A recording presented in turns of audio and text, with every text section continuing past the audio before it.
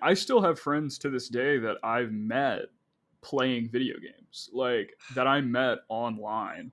Yeah. That I mean, like I'm actually going up in just a couple days to go visit some friends that I met playing Overwatch like 7 years ago. Hell yes, let's go. And they turned into some of my best friends that I have. Like I've never met them in real life. You meet people online, and they can become like huge parts of your life because you spend so much time on the computer these days.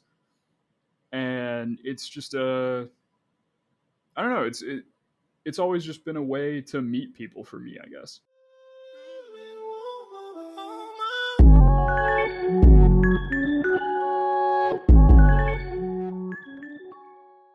All right, guys. Hey, welcome back to the Joyage Kingdom. This is Cade, your guide. This is Matthew. We have Matthew. This is the artist behind HellsPawn, Mush Dudes. I'm really excited to interview him. This is going to be episode 2 of our NFT Artist Interviews. All the interviewers, all the artists that I've bought from in the past. A lot of them on the Solana and the Solsea marketplace because that's where I do most of my art. But anyways, guys, let's just get started. This is Cade. I'm Cade, your guide. I'll be replacing the voice I dread for now, giving you a break from the constant internal monologue that is the human mind. I want to say first, thank you for listening or viewing on whatever platform you're on. If you haven't already, smash that thumbs up button. Follow just join all the things, like all the things, do all the things. All of that stuff is down in the description below. You guys are in for a real treat. We're gonna get started. This is Matthew, dude. Where are you from? How'd you even get in NFTs? What is your life like? What is it like to be sort of an NFT degen and an NFT artist and a college student? Like, what is that like right now? Well, I started making NFTs like a couple months ago, like 2 months ago, 3 months ago, something like that. I actually got into it because one of my buddies, I don't know if you can hear me I can. perfectly, but one of my buddies told me, yo, you should check this stuff out. It's called NFTs. They're pretty cool. And he had a few Bored Ape yacht clubs that he was What? sitting on, and a couple of CryptoPunks that he had purchased a couple, like 2 years ago or a year ago, something like that. Hold on. And Who are you talking about? Who is this person? Is he like a famous person? no, he's not famous at all. He's What? just Wow. he's just an internet guy that I met Hell yeah. through selling OG ats on online. All right. And he just got into it really early. He minted all of his apes, so Damn. he just knew about it from like the get-go. He also bought his punk back in like 2018 or something, so he's been into this stuff for a long time. And he was just like, yeah, you should come check it out because I know you like art. So I started looking at it, and I was like, oh, this is kind of cool. It's something new, something different. So I decided to just hop in, and I was like, oh, maybe I can make some money off of this. Maybe I can get my name out there as an artist more. And so I started making art again. I bought an iPad so I could do more. Same. I just got one. Yeah, I love it. So I could start doing more like advanced art than just doing like paper, pencil, all that kind of stuff like I had been doing previously. I also experimented in some like ink drawing with like a brush pen and paper, just to give it some more like stylistic appeal, I guess. And then I don't know, not too long after I started getting into this whole thing, I actually met you. Yeah. Hell yeah. And The rest is history. the rest is history, kind of. Yeah. Dude, for anyone listening, this shit's crazy. I'm gonna pop up a couple NFTs. So I found Matthew a fucking long time, like a long. He's one of the first NFT artists I ever found. You might. I'm trying to think if you were the first. You may not. I think Sydney was the first because that's what got me onto the Solsea blockchain. Yeah. But I found you, I believe, through Twitter. I think you liked one of my tweets, and I just looked at your page, and I found your. And so he's the founder and creator of Mush Dudes, which is. I'm so excited. And he also made me a custom one, which honestly I haven't looked at in a while, but I'll pop it up on the screen. I'll pop up all his art pieces that I think are dope. I'll pop up the ones that I've bought right now. Boom. So yes, they're amazing, and I love them. And later in the episode, if you guys stick around, I will be giving away one of these NFTs. That is absolutely right. It's gonna be sick. I'm really excited. I'm holding 3 of them, so I don't want to be selfish. But yeah, so you're the founder behind Mush Dudes, behind HellsPawn. Tell me about Mush Dudes, because that was like the first project you started with. It was gonna be like one of those collectible NFTs, I think it was, and you were working on that. You had a Right. Discord up there, and then you like fucking did a whirlwind and just like did something like this. Like, this is why I wore this one, because it's just like the HellsPawn NFT project, which is so awesome on its own too, artistically. And I couldn't help myself. So talk to me about Mush Dudes first, though. So with Mush Dudes, it's actually made after a game that I used to play when I was a kid, and after I was a kid, I played it well into my teenage years. Um, but that's kind of what it's inspired by, was a game called Maple Story. It's a really popular MMO in like Korea, and I used to play it a lot. I haven't played it in a couple of years, but I used to play it a lot, and I always loved the art style of it. Yeah. So I decided, you know what, I might as well make like an NFT collection Hmm. that's not just stealing their art or anything, but to make a collection that's sort of inspired by something that was such a big part of my like youth. Hmm. And I just thought that was a good place to start, because I saw a lot of NFTs being those collectible things, Yeah. and I know people are starting to step away from them a little bit more because people want more utility with stuff. And I'm trying to figure out what to do with that when it comes to Mush Dudes. So that's why I've kind of been sort of on and off with it Yeah. a lot. I have been taking a break from making those for the last like week or two, just because I've been busy with the holidays. I had finals, Sure. all this other stuff. So I haven't really been doing a whole lot of art recently. Um, I actually was talking to some friends of mine. I'm working on building a game also. Fire. Hell yeah. So that'll be kind of fun. But that's like way far in the future. I've just done some like sprite artwork and stuff for that recently, but that's pretty much all I've been doing. Yeah, man. With But all that Mush stuff, Dudes, like with the games and the lore behind that stuff, I think, like for myself, I started. I don't know if you saw, like, my tweets are starting to become more lore, a little bit more like fiction, fantasy, medieval style, because I'm working on a couple small yeah. things. Like, I'm literally working on this. I guess this will be an exclusive. I'm working on a character right now. That's why I'm learning how to draw. I want to participate in the artistic side of my NFT collection, and so I need to understand this shit, and I need to get good at it. So I want to create a character that's going to be like the spokesperson. Like, I'm trying to think of like what it would be like in medieval times. Like, whoever does the announcements, I want them to be like a character animation, kind of like how you did in your YouTube videos. And he's going to be like the announcer of like Joyage Kingdom is doing this or like whatever. And I think that's something that would be dope for your Mush Dudes or your game or even HellsPawn, is starting to work on that lore, because that's a really easy way to kind of like allow yourself not to procrastinate, but to be able to push things back by creating a storyline, because people get invested. It's almost better if it takes longer, because they're like, oh, fuck, this is so cool. I'm so excited to see what Matthew said today, or what they're like coming up with the story, or what animation. And I think that's a great way, because, yeah, how you said, like, art is hard to do. You know, if you don't feel like you're doing, like, you want to do art, it's pretty fucking hard to, like, make yourself draw something cool and inspiring, you know? Yeah, it is. But sorry, I interrupted you. What I were you saying? totally agree. No, you're fine. I actually kind of forgot what I was saying. I think I was talking about Mush Dudes. Um, what all did I say? I said, yeah, I've been putting it off a little bit. Yeah. Yeah, I actually I've thought about doing more lore for that and like releasing it in like little announcements and whatever. Um, I think I invited you to this project. I don't know if you ever joined the Discord. It was Maybe. What is probably it? a week ago. It's the horror zone thing. What is that for? So that's the game I'm working on. Oh, okay. Yeah, yeah. Send me it again, and I'll follow it, or I'll hop in.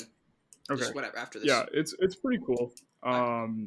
It's it's also based off of a game that I played a lot when I was a kid. What But I've game been was having it? a lot of fun doing Castlevania. Okay, I haven't heard of that. I'll have to look it up. So Castlevania is like one of my favorite game franchises from when I was younger. I still have actually played them in recent years and really enjoyed them. Yeah. So I guess I still like them quite a bit. It's more like vampire theme, cool stuff. And I've got some pretty big people already in the Discord. Currently, the Discord's private, so I haven't really invited a ton of people. I think there's like maybe 30 people in there. Perfect. I love that.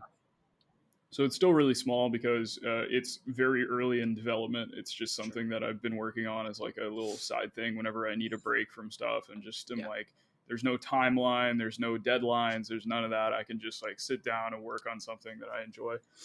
Um, and it also branches off from like things that I really like, you know, vampires and movies and all that kind of stuff. So I'm able to sort of blend things that I really enjoy in with art. Hell yeah, dude. I Um, love vampires. One of my but yeah, guilty pleasures is fucking. I don't even know if this counts as vampires, but I fucking love the Twilight trilogy. Like I love the Twilight. I don't know what it it is. counts as vampires. God, I just love and fucking when I was living with Devin and Sarah Beth, back in Charleston, she would always be downstairs watching Vampire Diaries, and every time I went downstairs, I would hear it, and I was like, "Fuck me," and I was like, "All right, well, there's 3 hours of my life gone now because I'm gonna sit there on the couch and watch it with her." Hey, I don't blame you, man. I love vampire stuff a lot. So It's so cool, dude. I just love I love anything fantasy like style or like any honestly anything that can until now at this point where I'm working at NFTs, life kind of blew dick, you know, like you know how it is in college, you got fucking essays, you got this, you got that, and you're like, God damn, like I just got yeah, crap, you know, and it's like life's kind of hard to be fun, and that's why it's just cool to have things that are just literally just fun. Like my project isn't about making everyone billions of dollars, it's about like making life a little bit more interesting when you wake up and you're like excited to go do stuff. And that's hard to do for a lot of people just because we have jobs and this and responsibilities and stuff. And so I'm so pumped to see what you do with all the games and stuff. right. Is HellsPawn? So what is HellsPawn an art project? Is it? Are you looking to do something similar to Mush Dudes, or what exactly is the thing with It HellsPawn? HellsPawn's just an art project. That's just where I can kind of pour out things that I just want to make. I mean, like Love that. if I think of something and I'm like, this doesn't fit with the themes of my, you know, project, just throw it on there and be like, yo, this is a cool piece that I put together. Um, Yeah, man, and that's pretty much it. I mean, that's it's dope. just sort of my way of putting things out there artistically that Mm-hmm. isn't revolving around anything. There's no like specific theme or whatever for it, Well, and at honestly, least at the that's moment. dope. I like that because you can also be transparent about that and talk about that on your Twitter, on your YouTube, and your in your Discord, and just like mention that because I feel like a lot of times I'll forget to mention things because I'm thinking about them in my head and I just assume that they know or something. And so just like talking about that Right. and getting people to really fuck with you and HellsPawn, dude, the second you drop it, it's gonna get sold. You know, if they love you. And so if that's like the goal with Right. HellsPawn, dude, like hell yeah, like I mean, your art is so good, and to hear your personality shine through, like even 13 minutes in into this podcast, I'm like, bro, I'm ready for you to drop another one. You know what I mean? So I've actually, I was talking, so I've gotten more into the Solana marketplace recently. Magic Eden, if you've ever been on there before. what is that? Um, so Magic Eden is a soul like marketplace, sort of like SoulSea, except it's a lot more curated, Okay. and it's got a lot less like garbage projects, I guess you Oh, could say, that's because there's nice. a lot of people that just like put up, you know, junk, and people are like, oh, I'm not going to buy this, so it just Yeah. floods the front page of the marketplace. Yeah. Because it's not like there's no restrictions on anything. You can just pretty much put anything on there that you want. Um, this is a lot more curated, and to like upload things, you have to be verified, and you have to, you know, like have like art history and all this kind of stuff. So it's a lot more. I guess it's a lot more NFT friendly. Like it's a lot better for people because I feel like less projects on there are either going to rug you or are going to like fuck you over or whatever in the long run. Um, I've actually found a few projects on there that I ended up really liking, Cool. and I ended up actually purchasing some of the NFTs from there. But I've joined a lot of discords through through there and started talking to a lot more people in the Solana community. Dude, that's awesome. I And want to do I've that. honestly been having a great time. Yeah. Yeah, it's really fun. I met a really cool community that I've been looking at for a while because I really liked their artwork. And I think it's called like Angomon. I'm pretty sure that's how you say it. Yeah. But they have some really cool artwork, and they actually just released like 3D renders of your NFTs. So now you can 3D print them if you want, and you can Dude. have a little like Oh. action figure. Hell. And they're also working on letting us sort of customize them in the 3D modeler to like get new ones. And their entry is like really low. I think they're like 1.5 Sol or something like that. So it's not crazy expensive to get in. Yeah, like typical of an And NFT, basically. yeah, pretty much. And then I also found another community called Zillas, which is like they're modeled off like Godzilla or whatever, Cool. and they're just little pixel art dudes, and they're fun. I think their floor is like 5 Sol or something. I bought in when they were like 0.3. Jeez, I that's a think pretty good ROI right there. like a few days ago. Yeah, it was a few days ago. So they've kind of exploded overnight, kind Wow. of deal. I think a couple celebrities bought them or whatever and started posting about it on Twitter, and so it just kind of like blew up their sales. It's crazy how many different marketplaces there are, and I've never even heard of that one. And there's people on it trading and fucking buying and selling. Like, it's nuts, bro. There's so much shit going on in the NFT world.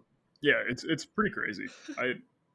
It's hard to keep track of all of it, honestly. Dude, I can't. Like, I literally next year. So Journey Crypto put this on his Twitter. He goes, I went from 40K to 600K in 1 year, in 2000, and that was by myself. He goes, right, and I didn't have a team or anything. He goes, now 2022, I'm gonna have a full team, and I saw that tweet and I was like, that's gonna be me in like 3 months. I'm gonna have to hire like a full team because I can't keep up. People are like, what do you think about this? What do you think about that? And I'm like, I've never even fucking heard of that. I'm like, what is that? Like you just said, like I'm like, yeah, like what?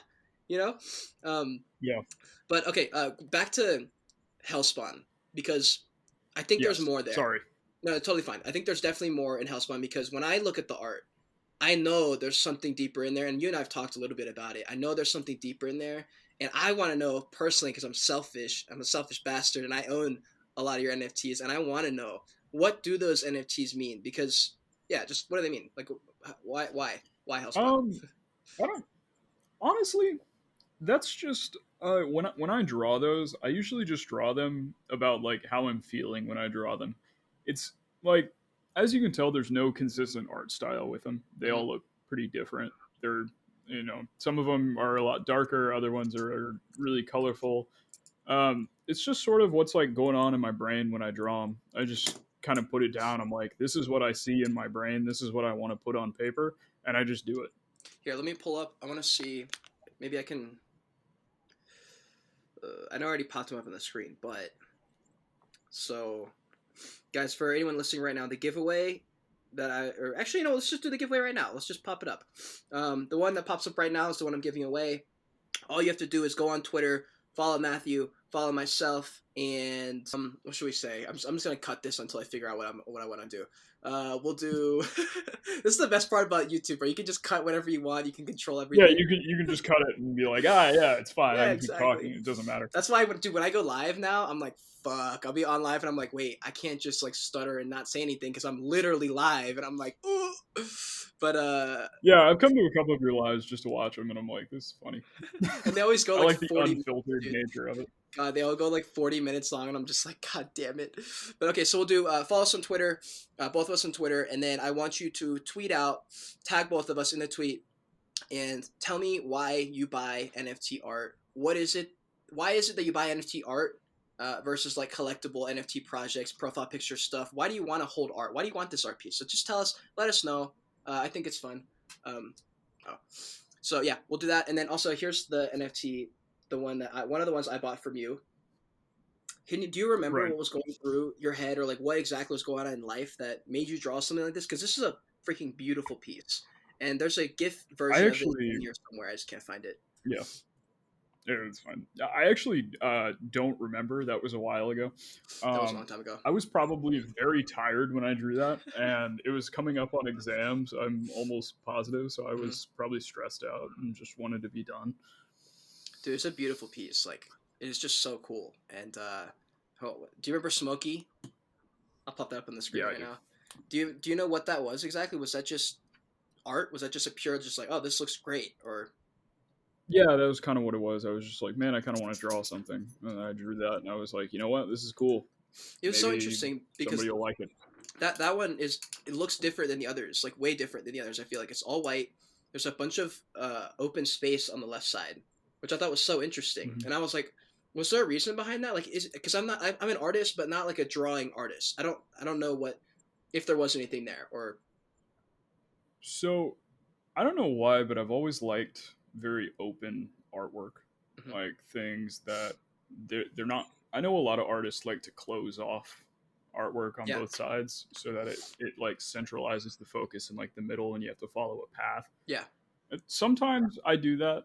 As you can see with like some of my artwork, it's like closed in on both sides. There's something in the middle or something like super important to look at. I kind of wanted to leave that one up so your eyes can sort of like follow it, I guess. yeah, And there's a bunch of open space just because you can kind of put whatever you want there. You can kind of use it for whatever. I don't know. That's just sort of my thoughts about it. yeah. I mean, same with me, dude. I Like, didn't really have a reason for it.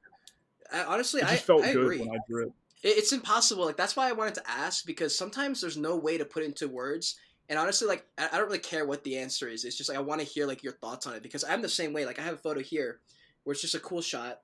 I'll pop it on the screens because it's probably like shitty quality on the video, but it's just like a picture of me, but it's like at the bottom of the screen. So there's all this open space, and I don't know what it Right. is. I just like it. I don't know why. You know what I mean?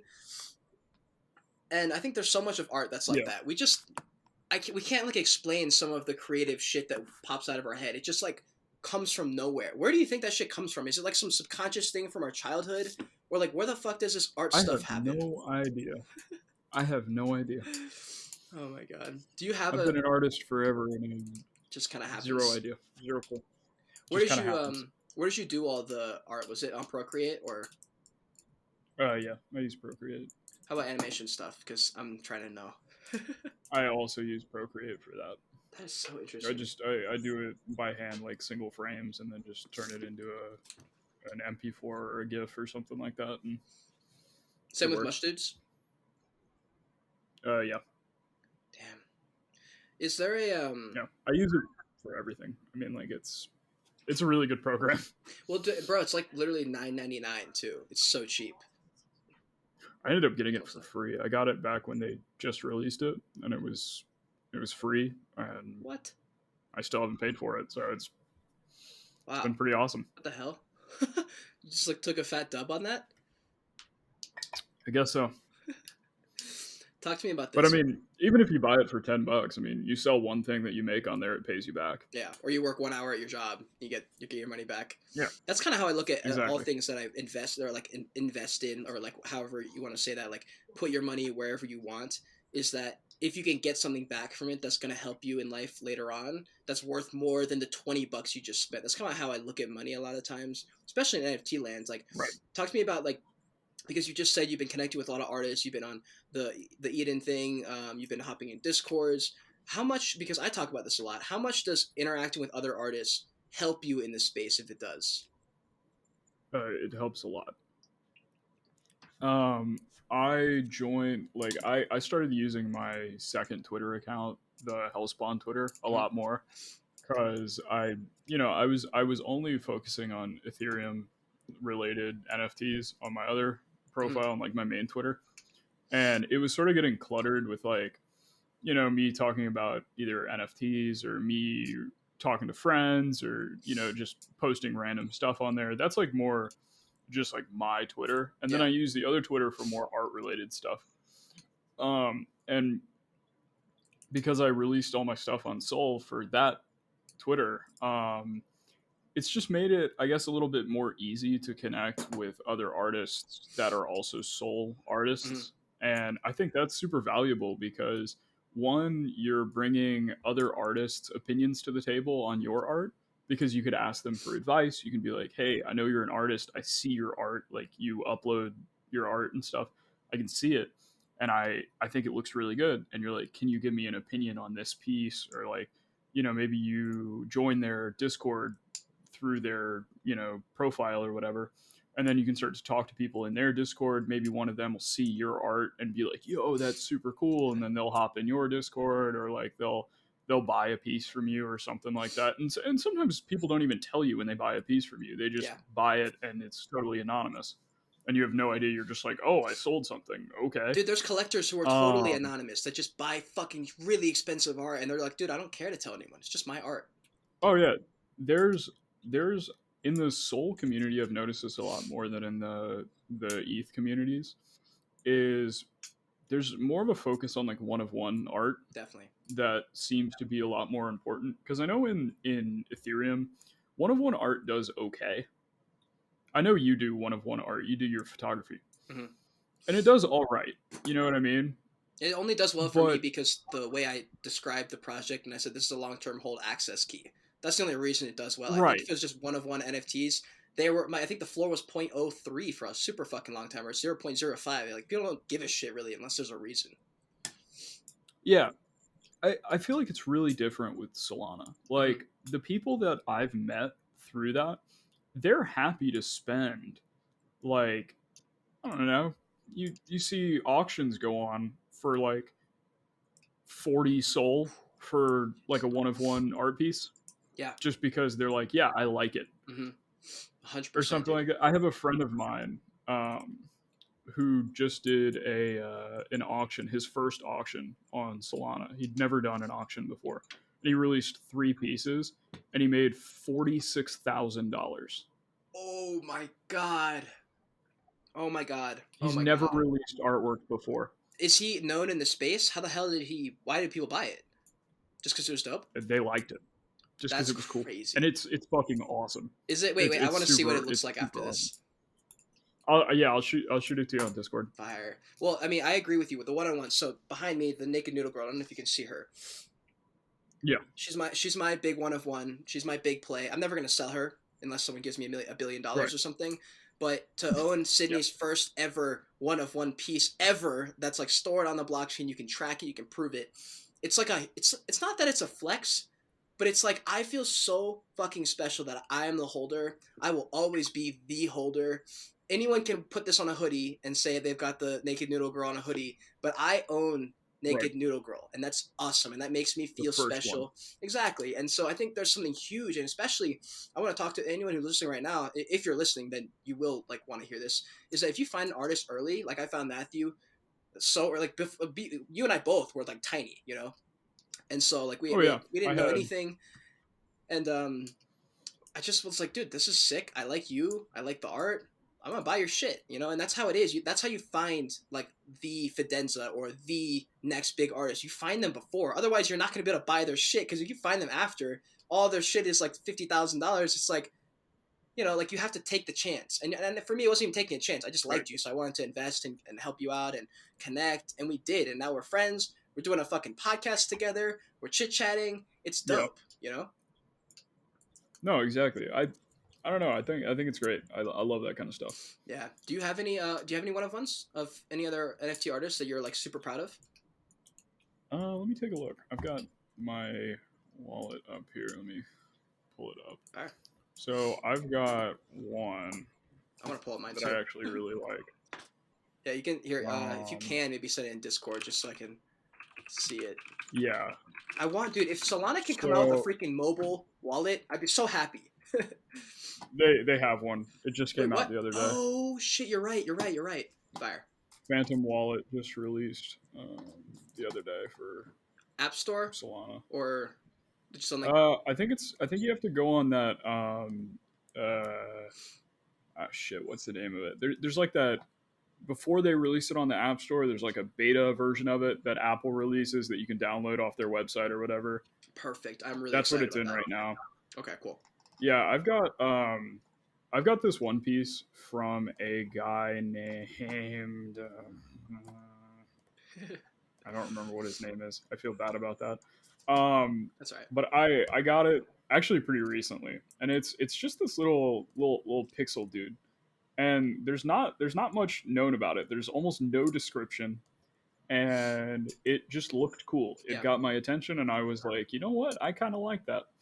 So I bought it, and I joined his Discord and stuff, and it's kind of cool. I'll shoot you a picture of it. Okay. It's super simple. It looks like a logo. It just looks nice. Yeah.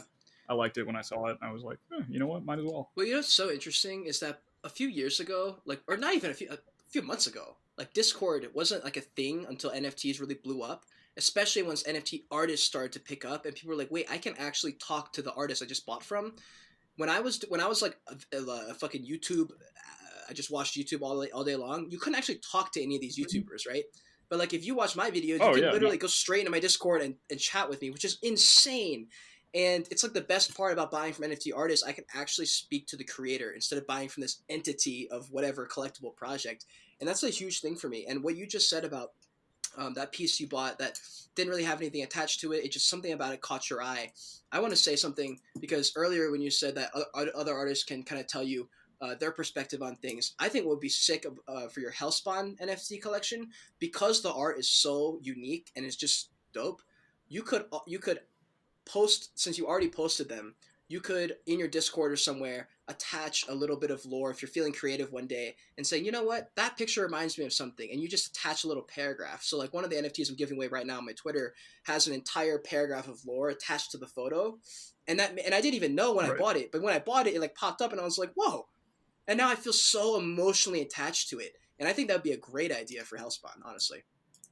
Yeah, I can do that. That would honestly be pretty cool. I'm not very good at writing, but I can figure it out. I mean, you don't have to be good at writing. It's just like whatever comes to your mind. It can be one sentence. You can be 2 words. You know what I mean? It could be 1 word. They have names, right? I forget if you like named each one. Yeah, they do. They do.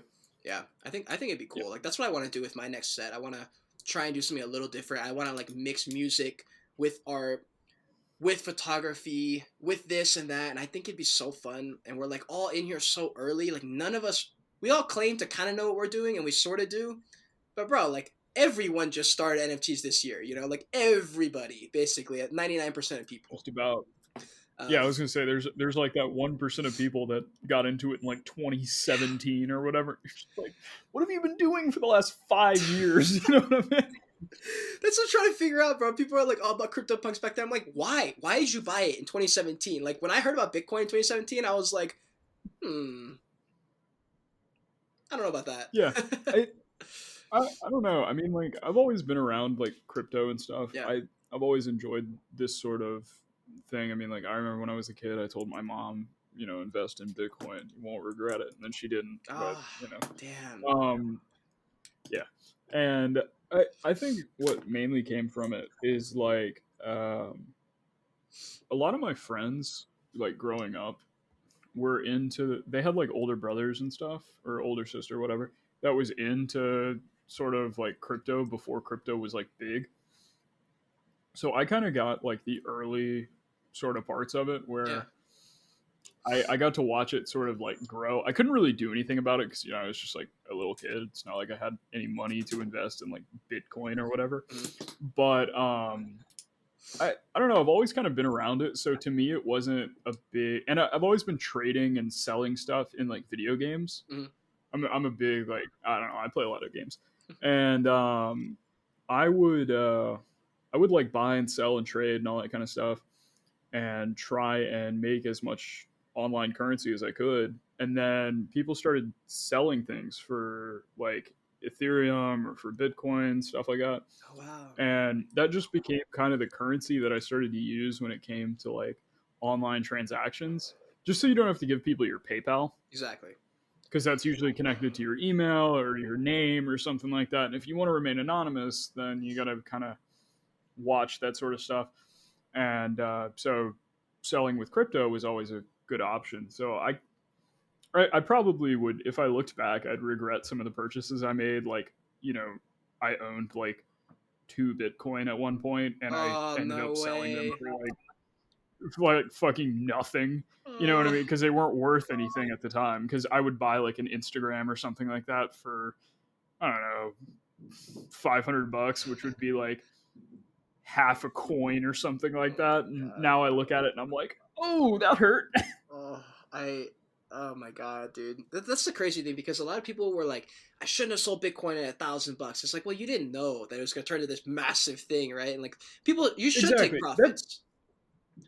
That's why even for me, I don't really look back at it and I'm like upset with it. I mean, like, yeah, I think to myself, I'm like, you know, hindsight's 20/20, so I can look back and be like, oh my god, what am I doing? Like, what the fuck was I thinking? But you know, if you look back on it without like worrying about that kind of thing, it's more it's a little bit easier to think about it, you know, just I did that when I was younger, I made some profit, so it was worth it. 100%. I want to go back for a second and talk about the video game thing because what I found out through TikTok this year, actually, I learned a lot of shit from TikTok, actually, but one of the things I picked up from TikTok is I never really understood gaming and gamers, even though a lot of my friends game a lot. And I would see these TikToks that were like hella wholesome. And they were like the ones where you're like, you get in and you log in at like 10 o'clock. You're like, I'm going to play one game. And then it's like cuts to like 5 a.m. And you're like going logging off. And you're like, man, like I love Yeah. these people. I love talking to them. And it's like a good escape.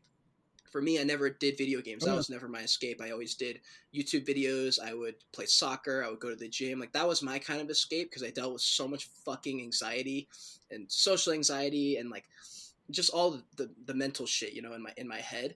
Was that Yeah, anything? Is that I like a get you. reason that you did video games, or did you just genuinely like them? Or Um, I think when I was younger, it was more just because it was sort of what my friends were doing. Um, I got into playing like MMOs and stuff when I was a kid Mhm. because my neighbor played them and his older brother played them, so we all played them together. Yeah, Just because it was like we were playing outside, but we would also every once in a while hop on the computer. We'd all play like we played like World of Warcraft, we played Maple Story, we played Grand Chase, we played like all these other games that were like super popular at that time. And I don't know because we grew up around the same time, so maybe some people probably dude, played I them know a too. lot of people I who don't know. lost many years. Well, didn't lose, but they used many years to play World of Warcraft. That's like a running joke. I feel like Yeah, everywhere. exactly. And I still have friends to this day that I've met playing video games, like that I met online. Yeah. That I mean, like I'm actually going up in just a couple days to go visit some friends that I met playing Overwatch like 7 years ago. Hell yes, let's go. And they turned into some of my best friends that I have. Like I've never met them in real life. I've Yeah, only ever played games with them, but it's to the point where I talk to them sometimes almost more than people that I know in real life. yeah, dude. Yeah, And that's awesome. it's not that I'm saying like I don't have any friends in real life or anything like that. I have so many great friends that I live like not very far from that I can hang out with whenever I want. But it's more like you meet people online and they can become like huge parts of your life because you spend so much time on the computer these days. And it's just I don't know, it's always just been a way to meet people for me, I guess. Yeah, dude, and That's how I've kind of seen it. It's like, that actually opens up something for me just because I had just flown to see Sydney, who I become close with, just because we did a bunch of shit online together and we talked a lot there.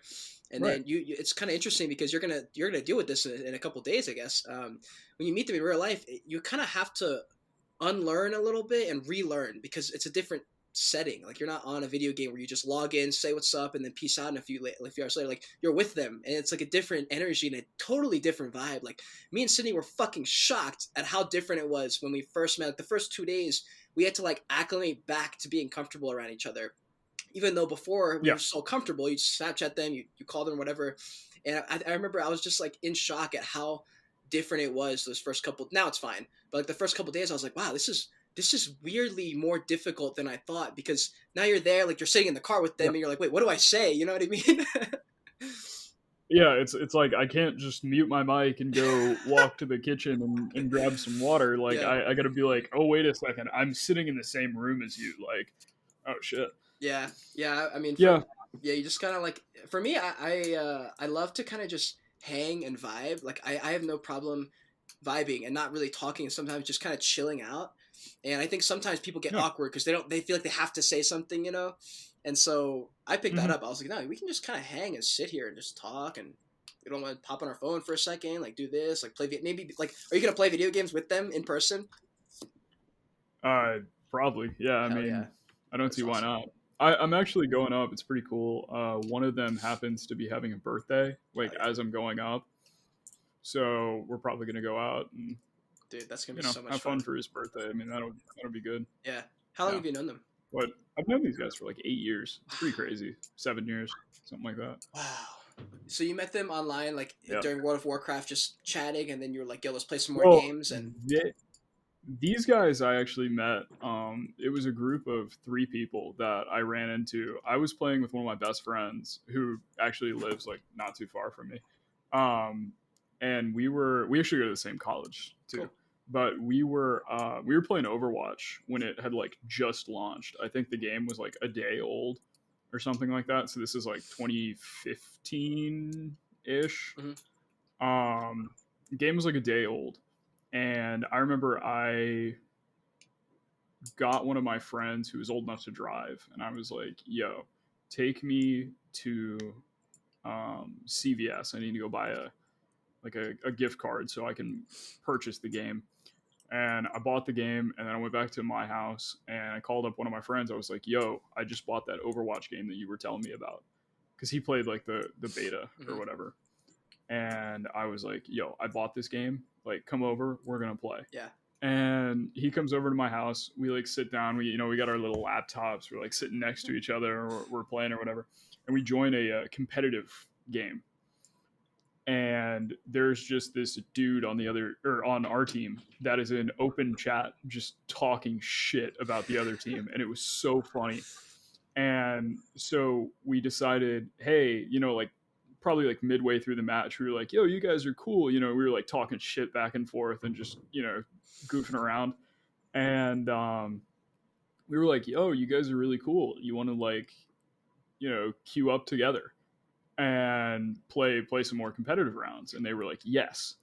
So the our 2-man squad and their 3-man squad fills out a whole team. So we all like grouped together. We started playing. We played a couple games. We were like, "Yo, you guys are really funny. Add me on here." So we added each other to our friends list, and then one of them was like, "Yo, we just downloaded this thing called Discord.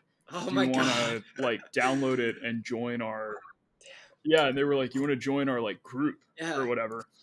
And This was we were like, 2015 also? "Yes, sure." So yeah, it was like I 2015, yeah, can't believe Discord's been around that long. or Holy maybe shit. 20.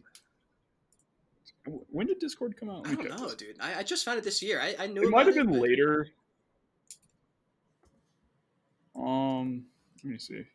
Yeah, it came out in 2015. wow, dude, that's insane. And they were like, yeah, they were like, yo, you want to join our Discord? And we were like, yeah, sure. So we jump in their Discord, say hey, whatever, join their call, and then we ended up getting off because it was like 3 a.m. or something like that. Yeah.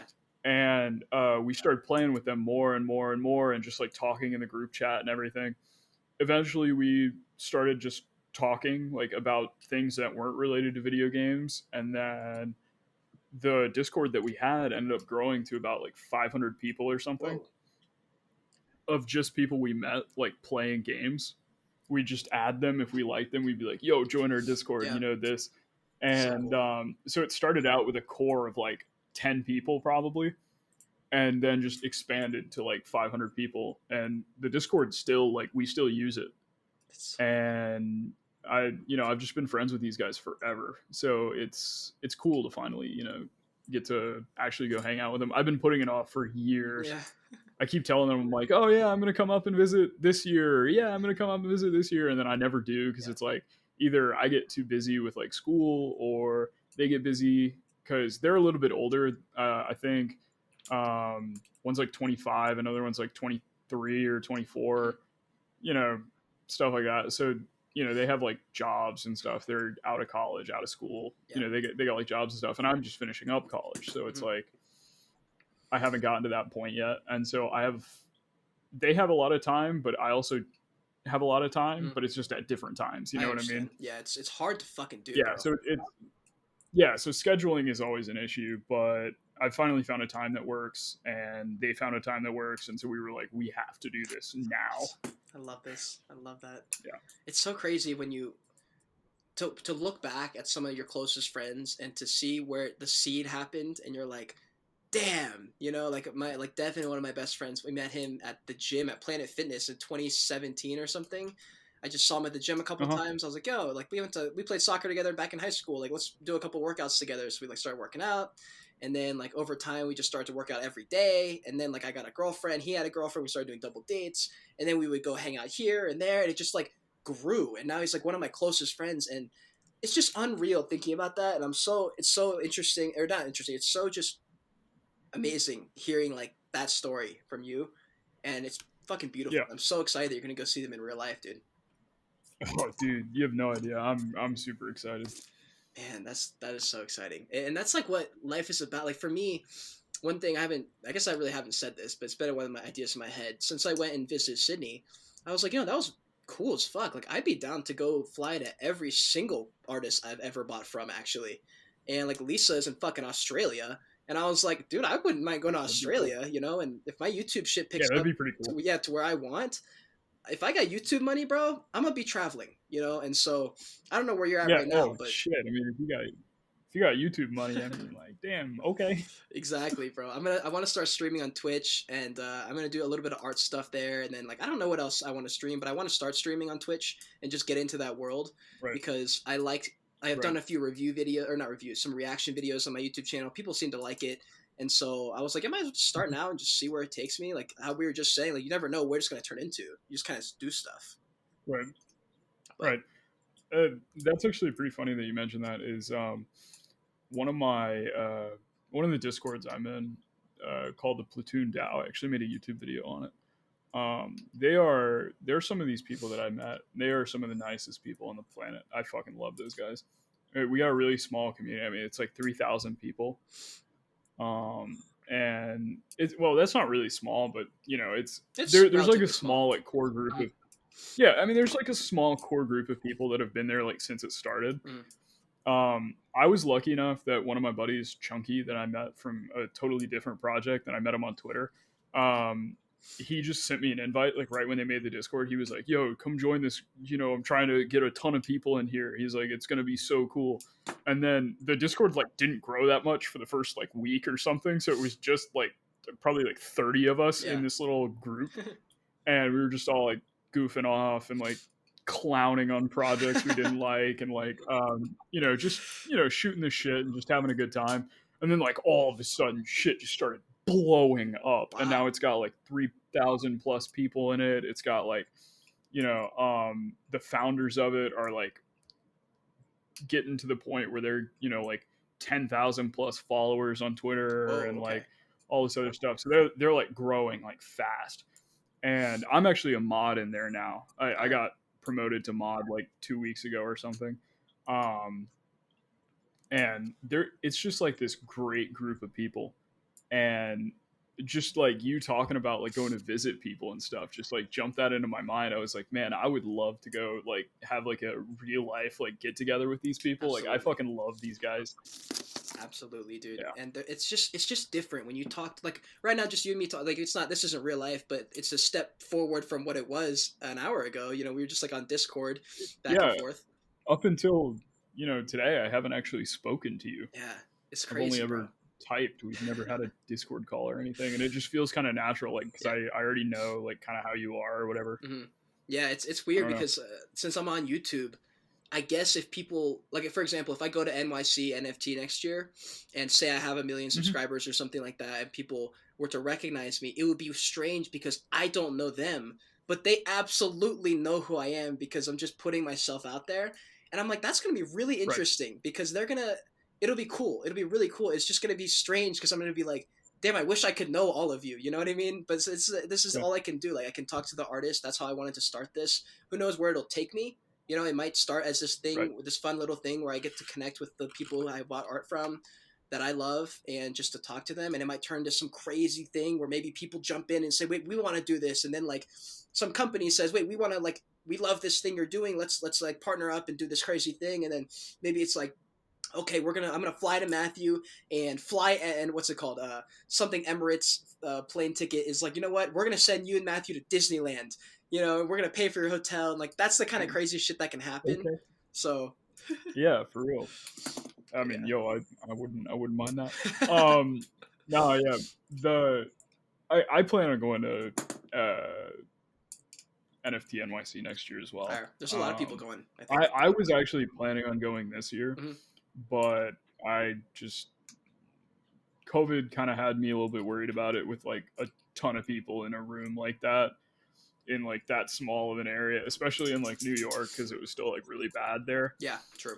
I mean, it's really bad where I'm at too, because just like, I mean, it's bad in every like big city Right.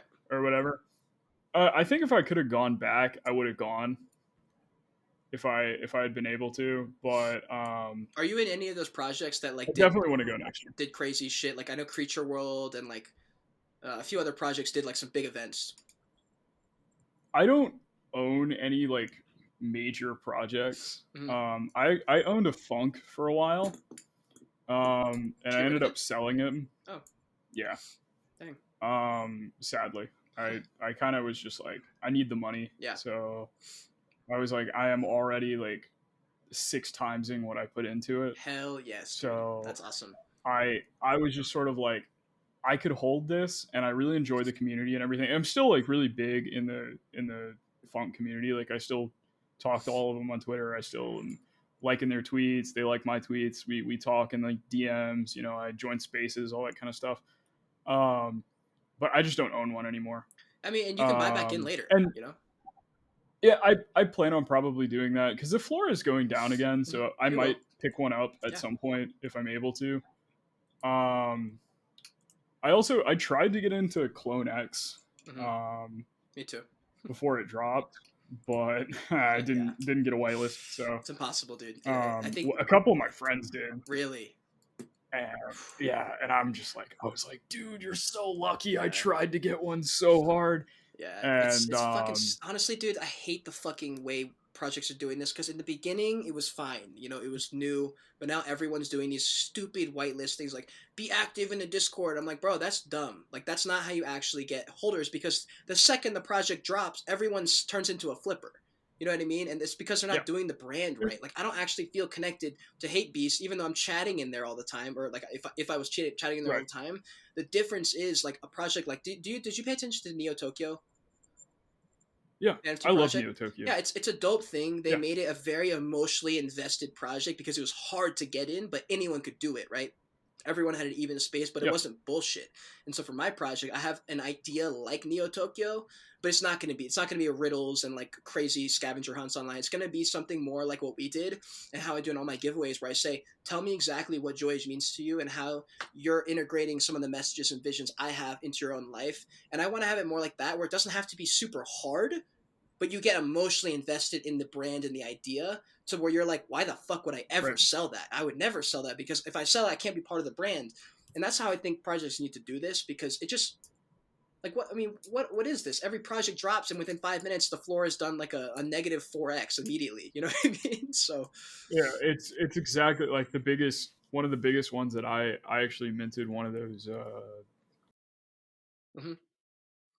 Cool.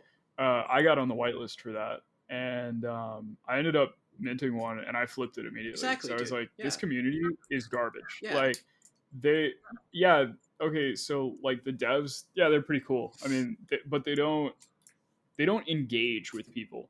All they do is farm engagement. Yeah. Yep. All they care about is, can I get 10,000 retweets on this or 10,000 likes on this, and then I'll throw in a promotion that makes me more money on top of this. And I hate to like throw shade, but they're kind of scumbags. Their mint price was 0.2 ETH. That's a lot. And you look at a very similar project. I hate to relate these two projects, but they minted the same day.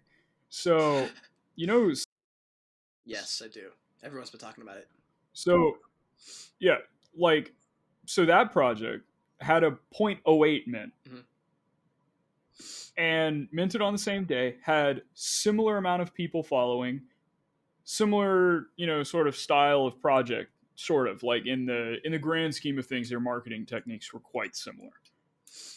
And that project is doing so much better than MTG because MTG has a very trash base. Its art looks like a knockoff. It has devs that don't actually, well, I don't know about the devs, but the owners at least do not actually care about the project. You can tell. It's so obvious. And that threw me off. You picking up that huge water bottle. This thing's fucking amazing, dude. Oh my god. Also, we're gonna I was blur like, out the MTG. We're just gonna blur out the name of it. We'll yeah. keep Psychedelics Anonymous, but we'll just blur that out so you don't get like hounded by the devs. They come back and they're like, Oh, "Fuck you, fuck, I Matthew." don't care. Yeah, come at me, guys. Come on, fuck it, whatever. No, you don't even have to add that in. I started going on a rant. I'm No, sorry. I think it's important. Like, It's important to talk about that actually. So we'll keep that in. We'll just blur out their name. yeah. Okay, yeah, that shit just pissed me off. I don't know what it was. Like, like when I minted one, I was even considering not minting one yesterday because I was sitting there and I was talking in the Discord that I'm in, and I was like, "Do you guys think I should mint one of these?" And they're like, "Why not?" I'm like, "Cause it feels so ungenuine." Yeah. You know what I mean? Like it's not like there's no like genuine connection between like the developers, the art team, Yep. and the people buying the project. It's all just about how much money can I make. And then seeing them announce the mint price so late as they did, 0.22, and then say, yeah, it's 0.2 ETH. You're like, are you joking? Yeah. I mean, and the floor is sitting at like 0.3. Yeah, well, with Mechaverse, the same shit, dude. I think it was expensive mint, and it did very well in the beginning just because it had so much attention. But then it fucking crashed, and then everyone joked on it and clowned on it. It's because they didn't do the things right. They focused, like, here's what I'm seeing a lot in NFT projects. They'll mint, and they'll say, oh, fuck, we didn't sell out. And everyone's panicking. Oh my god, it didn't sell out. Fuck, it's over. And I'm like, wait, hold on. But you were invested in this project, you said, and you love the community. Why does it matter if they sold out or if the floor? It shouldn't matter, right? But they're like, and they're all moon boys, and they go, well, if it didn't do a 25x, then it's over. And I'm like, okay, so answer me this: if it did go to 10 ETH, are you selling both of them and you're out, or what happens if everything goes right? And I don't think anyone actually thinks about that. The moon boys, at least, aren't thinking about that, and that's why I don't talk about new projects as much, because I'm like, bro, it's all bullshit.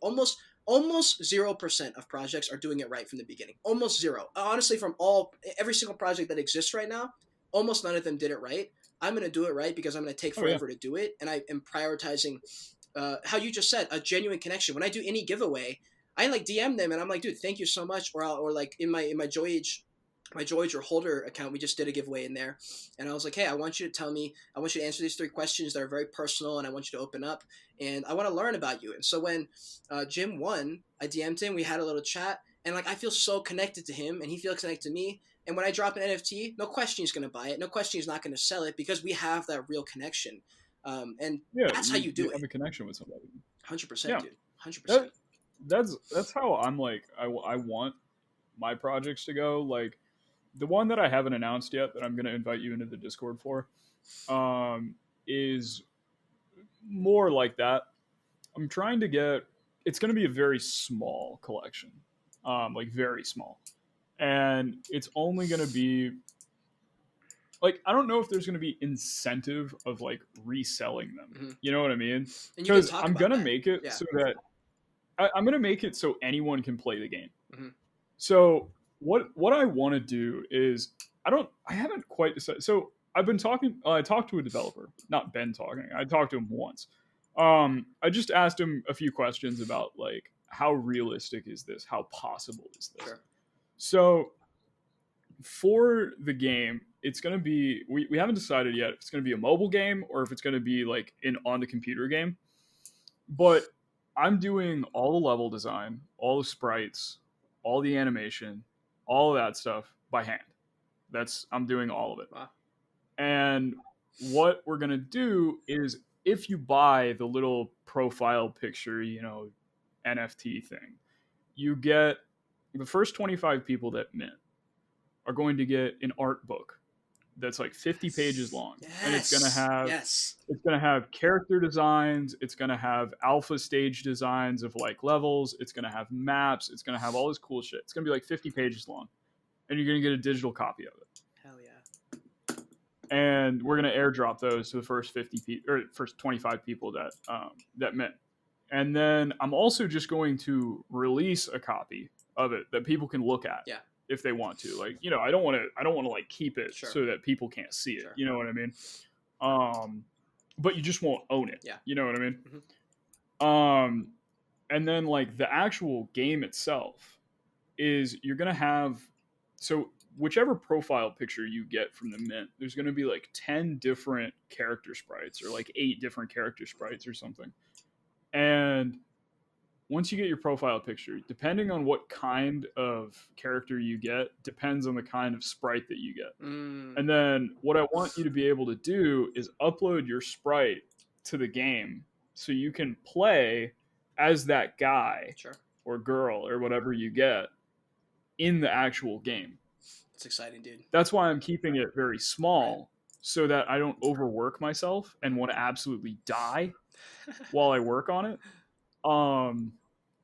And it's and I know people are always like, oh, but what's the incentive of like getting the game? You know what I mean?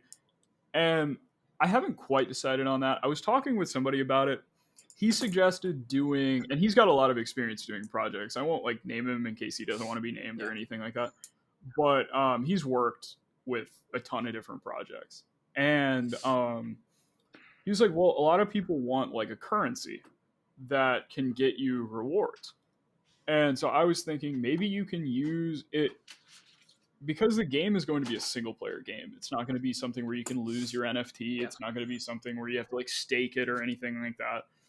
You can just play the game. And I was thinking about having like a leaderboard for like how fast you beat it, what score you get, and you get a certain amount of currency for like beating a score or something like that on the leaderboards.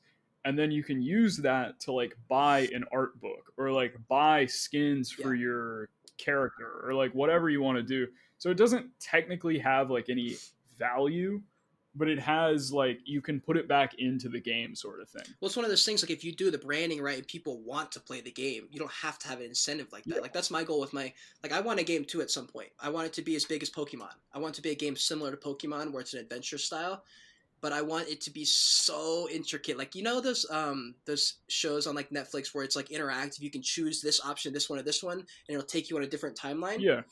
I wanted that. I want Pokemon, and I want like, you know, there's like one objective to beat the game, right? But I want there to be like 25. So I want people to play the game and just like playing the game. Because I play Pokemon because I want to play Pokemon. You know what I mean? Like, I don't play the game because I need to win something or this or that. If you do the branding right, you get a lore, you get some storyline, maybe you make like an animated TV show. Like, I'm doing all these different things. It's taking forever because I got to learn all this stuff from scratch. But you build and you talk to your community. And like, for example, this video, like, I hope you literally download this video once I upload it and just post it on your YouTube channel, you know, or clip it up and say, this is what I'm talking about here. And this is what I mean here. And if you do that and people start to be like, dude, fuck yeah, I want to be part of that. That's all you need. You need people emotionally in. And then you don't have to really, I mean, then you can kind of have flexibility to do whatever. You're like, okay, guys, you know what? If you're the first 25, you get to send in, you know, once every quarter, like some ideas that you have. Because I want to hear from you because you're like the people playing the game. And that's the best part of NFT projects is we're all building together and it's fun. Oh yeah, no, that's something that I really like about the NFT space, that opposed to like just doing art. Like if I went to like try and sell art at like a gallery or at like an art show or something like that, you know, you're not going to make money. Yeah. Like it's so tough because there's all these other people in the same room that are competing for the same customers. Mm-hmm. And it's not like the internet where you can get people from all over the world, from all different cultures, from all different places, all come into one place, and you won't find that dude that's got like a bazillion dollars he made off crypto that's just like, oh yeah, let me just buy this and just fucking bid like, you know, $100,000 on your art piece or whatever, and you're just like, oh my god. The guy's like pennies. Yeah. That's, you know what funny. I mean? Yeah. It just like doesn't happen in real life. You know what I mean? Like, but online and like in the NFT space, that kind of shit can happen. I mean, like 100%. I told you about my buddy that sold out of his art project. This is his first release ever.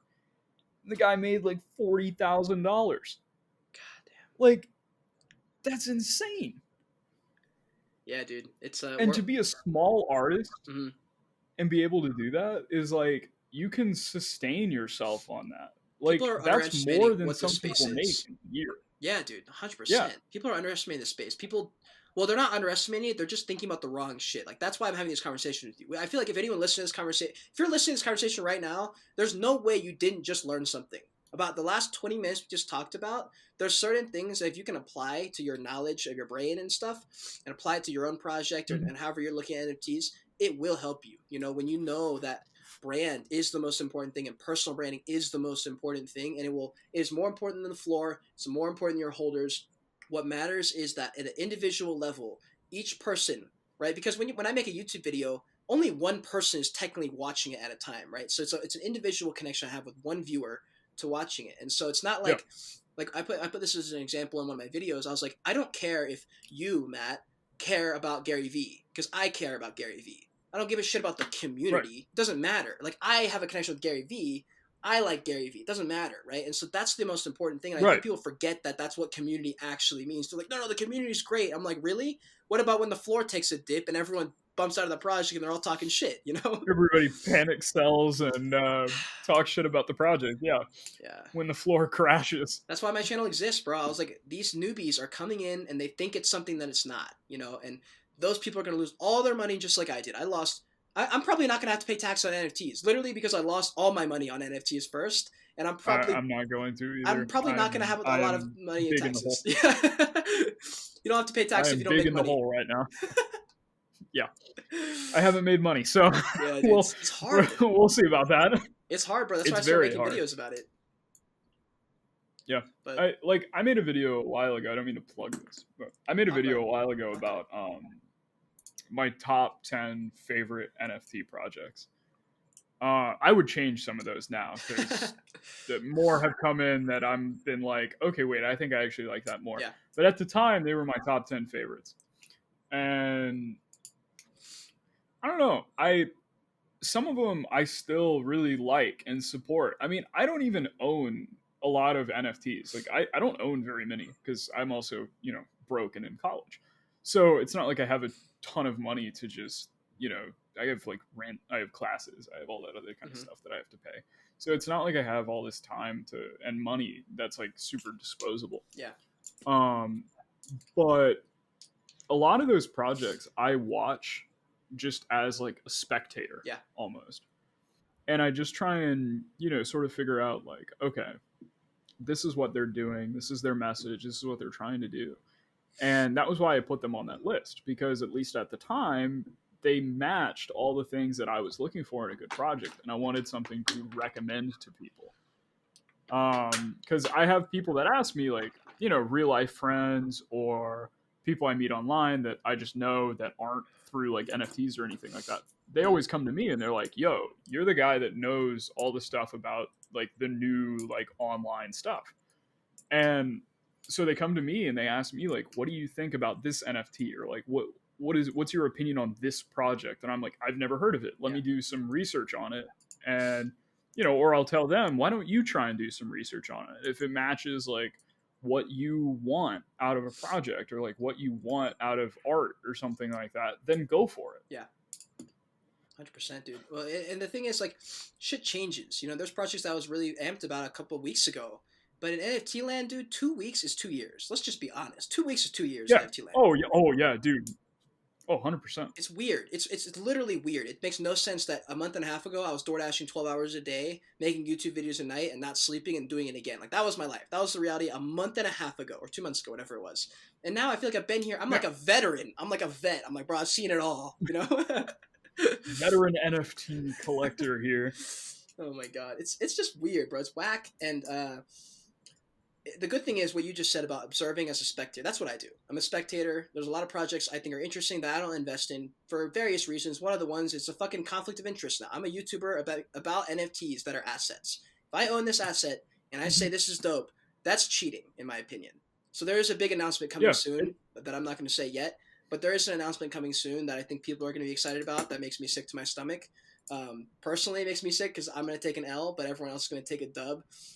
But it's a conflict of interest for me, and so I can't own these NFTs anymore. That's cheating, in my opinion. There's a lot of, like, for example, I'm going to talk about this in the video coming up, but there's a YouTuber that I respected that just made a video saying this project is going to be the project of 2022 for these reasons. At the end of the video, he goes, by the way, I'm on the team. By the way, he didn't say this, but probably I have 150 mints that I got for free. That's fucking cheating. that is bullshit. And I lost all respect. I unsubscribed, and I was like, dude, fuck you. I can't participate in that. And so for me, that's the same. And Right. the closing point there was that as a spectator and as a creator for yourself and as for me, you can look at projects and say, damn, I wish they did this. I wish this is what they did instead. And you can apply it to your own project and say, this is how I'm going to make my fans and my supporters very happy because this is what I wanted to see. Right. Right. Mic drop, you know? No, I'm totally with you on that. I mean, like, there's plenty of people that follow what influencers and what like YouTubers say when it comes to, like, if they say a project is good, people are going to go and invest in that project because they're like, oh, my favorite YouTuber said it was good, so that means it's good. It doesn't mean it's good. It means that 99% of the time they have a stake in the project and they're like, if this project does well, I make a shit ton of money. Yep.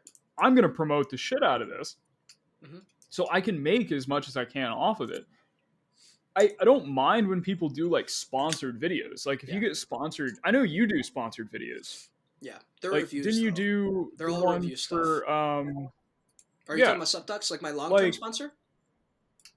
No, didn't you do one for that Elves project or whatever? I have. Yeah, there's a bunch of new commission videos commission-based videos, but for all new projects. And all I do is I'm like, hey, I'm not going to promote your video. I'm not even going to tell them to mint. I'm just going to go through your project, and that's literally it. And so they pay me to do that. So yeah. Okay, I was a little bit confused because I remember in like one of your videos you said like, oh, this is sponsored by like this or like this is a whatever.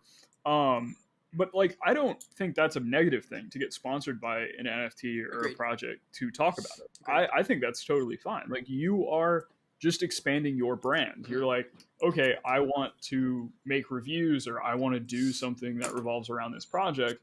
I may not own the project, or if you do, at the beginning of the video or something, you go, disclosure, I own some of this project, so I'm biased. Right. And fair. Then it'll help people like start to understand more like, yeah, you're not just pumping your own bags. Like you're not like, oh yeah, like go invest in this project. Psst, by the way, I own one. You know, you're coming out straight at the beginning and you're like, disclaimer, I own some of these. So if you invest at your own risk. Yep.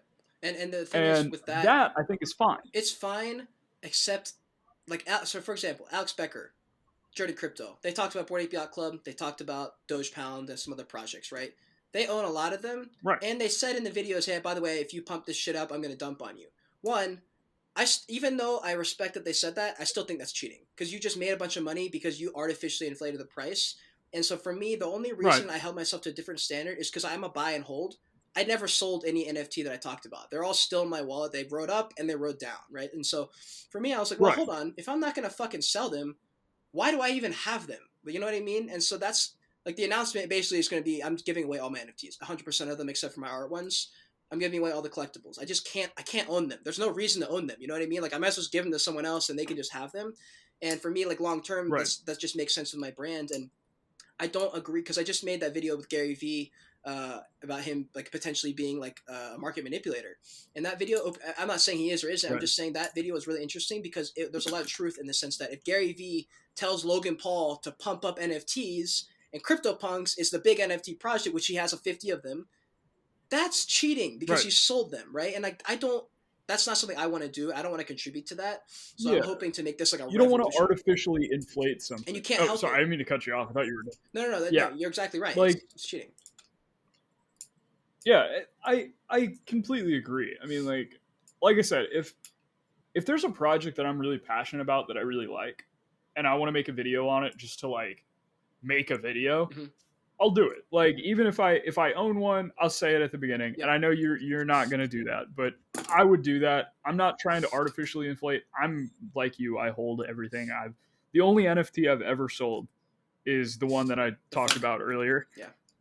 Yeah, that's it. Yeah, because I was like, you know what? I want a quick flip. I need to make some money. Bam, easy. But other projects that I like actually like. I hold. I have this one project that I made a video about like, I want to say like 4 weeks ago or something. And I'm still holding my 3. That project crashed and burned harder than anything I've ever seen. It is half the mint price to buy in. Damn. And I still am holding my 3. I'm like, you know what?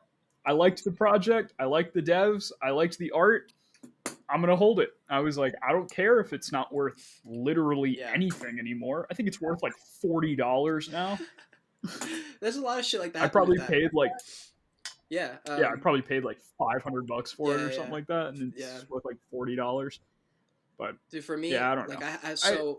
I'm not gonna give away. I guess let me rephrase. I'm not gonna give away 100% of them. There's a couple that I'm gonna keep, but they're only because I need them for something, and I'm not gonna sell them anyway. Like for example, like I'm gonna keep my Evaverse, my Colony, and my Bungie. And probably my Polygons and Bungie are because they're art to me. Like I view them as just art. I don't view them as a project like that. And the Evaverse and Colony I need because I'm going to stream and I need to have an NFT to stream it.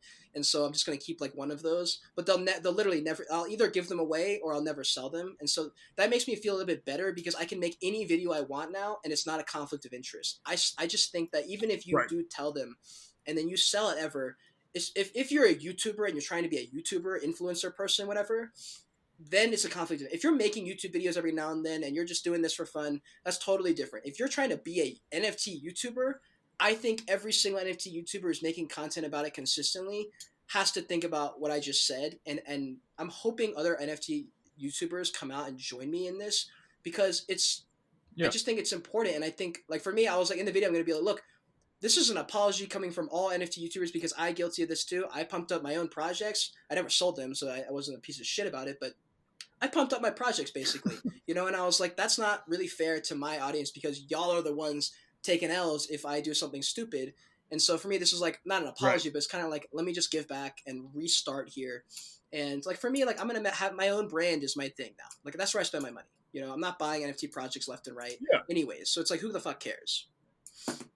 Yeah. So no, I completely see where you're coming from with that, and I agreed like on most of it. I'm like, yeah, I don't like to see, if you are telling people to get something or to invest in your project or something, and then it goes south, you're gonna be sitting there with a bunch of angry people, and you're just gonna be like, sorry, I took your $1.5 million,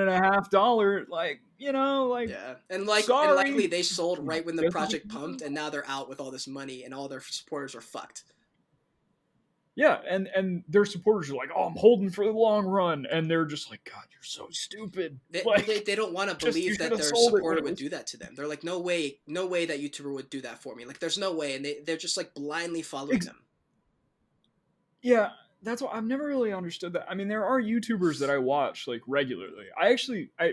I'll admit this to you on here. I don't watch any NFT YouTubers except I occasionally watch your videos when they upload because I have notifications on for you. So I watch them. But I can't say I watch the whole thing all the time. Like sometimes I'll just turn it on in the background and I'll be like, like drawing or something, and I'll be like, oh, Cade uploaded a new video. Let me. I mean, I make so many videos. That's totally fine. Yeah, but like 99% of the content I watch has nothing to do with art. Mm-hmm. It also has nothing to do with NFTs. Interesting. 99% of the content I watch is fighting game stuff. I'm a big fighting game guy. Yeah. Like I play like fighters, I play like Guilty Gear, I play BlazBlue, I play like all these games, and nobody would know that about me unless you asked. Yeah. But 100%.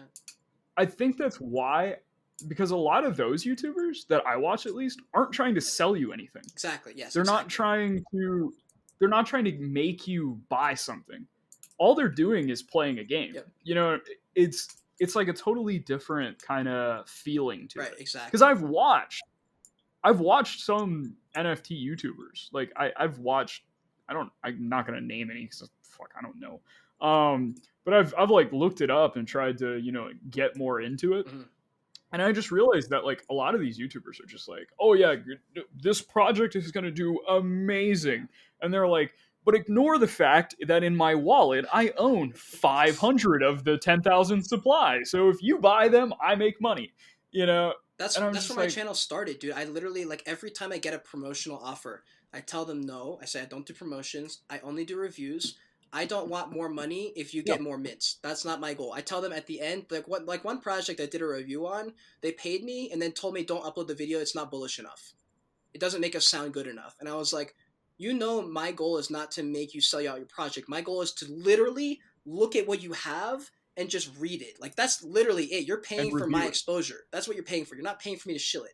And so Right. that makes me feel a little bit better inside, because I'm just covering. And honestly, like, people want new projects covered anyway, so like it helps everybody. I don't tell them to buy it. I think it's like Yeah. the only way it can work. And so anyone who does promotional stuff where it's dependent on them selling more, I think that's a conflict of interest, and I lose respect from those YouTubers just because that's not fair. Like, that's, unless you're gonna give away all the money or something, like, it's just not fair.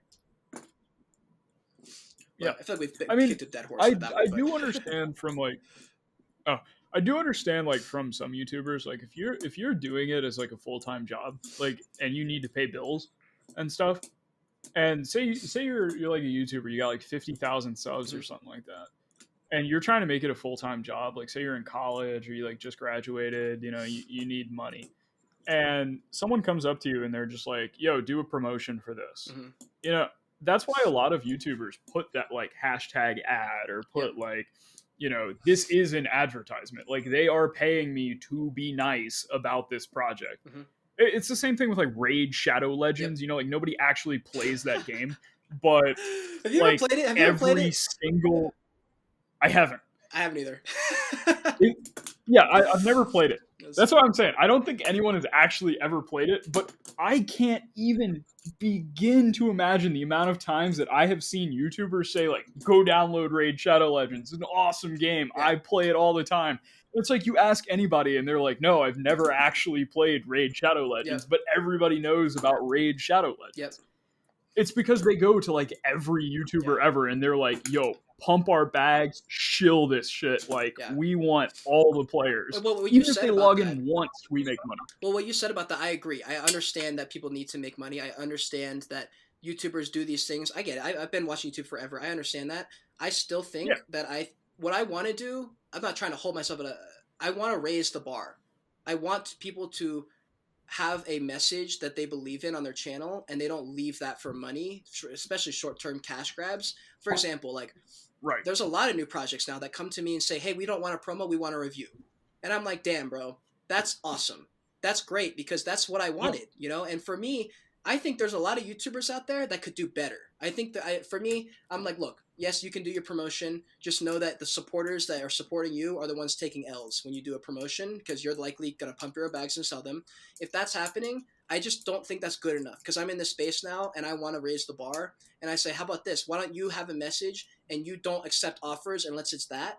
And in a couple of years, all the sponsorships that come to you will know that about you and won't offer a promotion. They'll say, hey, we just want you to cover us, period. We don't want to give you extra money if they sell.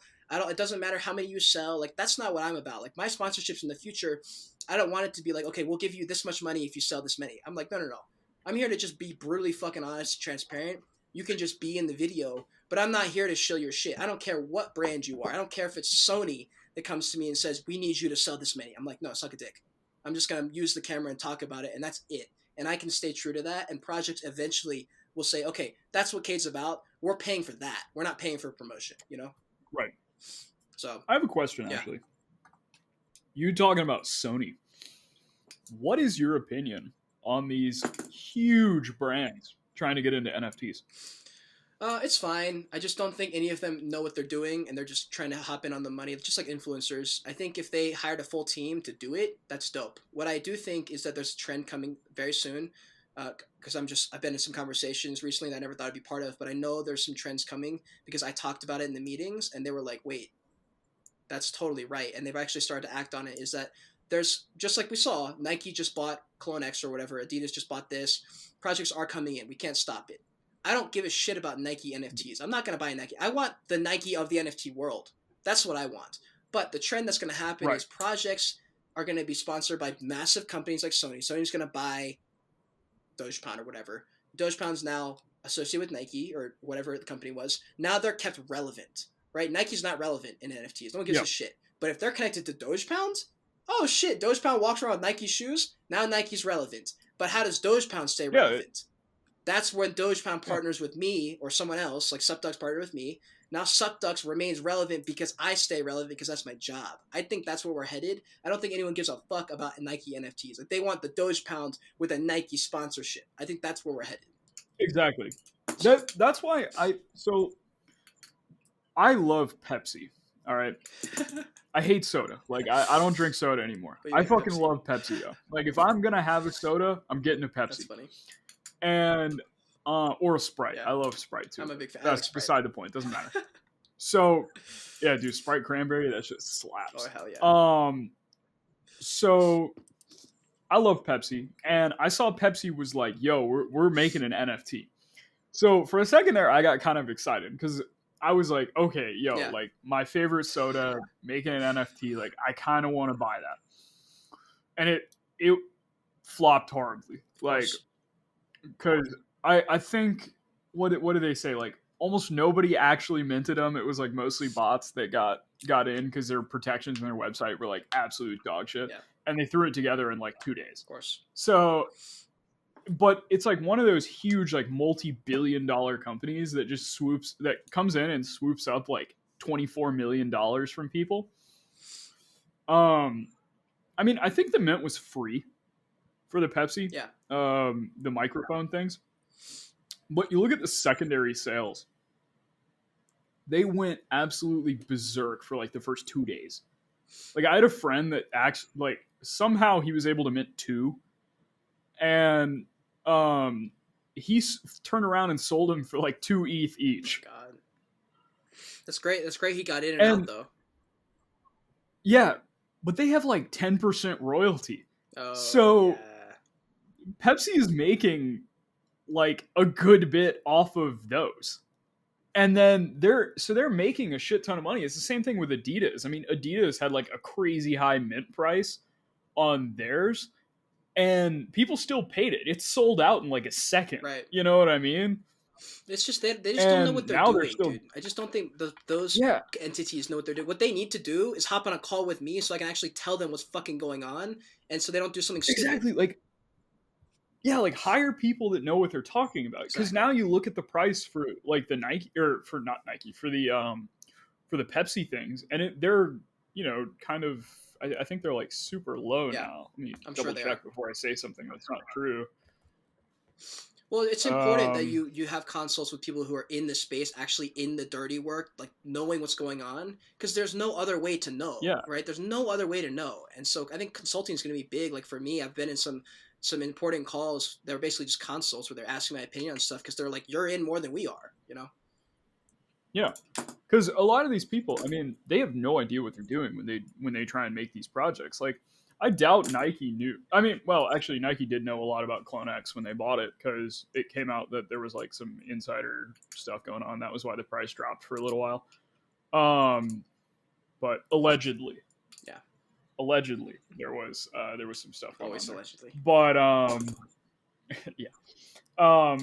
And I don't know. It's just sort of weird to me that like these multi-billion-dollar corporations are just like all of a sudden we're interested in NFTs. It's like you're not interested in this shit. Money. You're not consulting people that are in the actual space. You just want money. Dude. That's what all this. You're gonna drop a project and. Yeah, you're going to drop a project, and all these people that have never heard of NFTs are going to clown on you on Twitter. And then the people that are into NFTs are also going to clown on you on Twitter because you have no idea what you're doing. But it's still going to sell out immediately because there's going to be those people that are like, there is money right here, and I'm looking at it. I'm going to mint this, and I'm going to flip it Exactly. That's why Mechaverse doesn't work. Mechaverse will never be what it was going to be because they crashed, and now they have to climb back up. Just to get back to just to get back to normal, right? Yeah. They have so much work to do. And Nike, no, not Nike, whoever, like, movies coming out, like unless those do amazing, which I just don't think they will, they're fucked, right? If you do it wrong in the beginning, you have to climb back up just to get back to average, right? And that's hard. It's really hard to do, especially if you're not going to, like, actually spend a lot of money and resources to figure it out. Right. So, like, if I'm being totally honest, I really like Mechaverse. I like the artwork a lot. Do you? I actually do. I really like the artwork. I liked it in the beginning. I just thought it looked very, very similar. Each one, like, very, very similar. Yeah, I don't know. I've always had this thing. Like, I was a big Transformers fan when I was a kid. So I think that might be why it has like appeal to me. Oh, I mean, everyone. Everyone had appeal with it. I liked it too. It just when they came out with the reveal, I was like, oh fuck, these literally look like identical copies of each other. Yeah, I feel like a lot of them are like super similar. I mean, if you get like one of the pretty unique ones, because there are some like pretty unique ones. Absolutely. If you're able to grab one of those, I mean, I could see it being like a cool thing to just sort of have in your wallet. Like it would just be like an interesting thing. Agreed. I mean, I don't own one. Yeah. I won't buy one. Yeah. Because they're way out of my price range. It just depends what you're trying to do with the like when people buy a project and they're mad it didn't go to the moon. I'm like, but why? Like, were you just gonna sell it? Is that what you wanted, or did you just want to own a metaverse? You know. I feel like that's how a lot of people are. Is they just want to flip it. That's why I like. Or they want to feel good. They want to feel good that they picked the right project. You know. You can come, just walk by. You need to get something. Sorry. I'm on a call. Can you like? Are you okay? Do you need something? You can stop for a second if you need to. We're almost done. So. No, you can go. Yeah. We're almost done. You're fine. Just go. Yeah. Sorry, my mom was wanting to go into the kitchen for whatever reason. Yeah, she just walked by. What was I saying? We were just talking about projects, and they're just going with the mentality to flip it, or they didn't really care about the project. They're just trying to feel good about picking the right project. Yeah. And that stinks, dude. That's like the wrong mentality. I think that's one of the yeah, it really is. I think that's one of the reasons I like Soul so much now. Same. There's this project called like Boogles. I don't want to butcher the pronunciation. If you've never heard of them, they are a very small Soul project.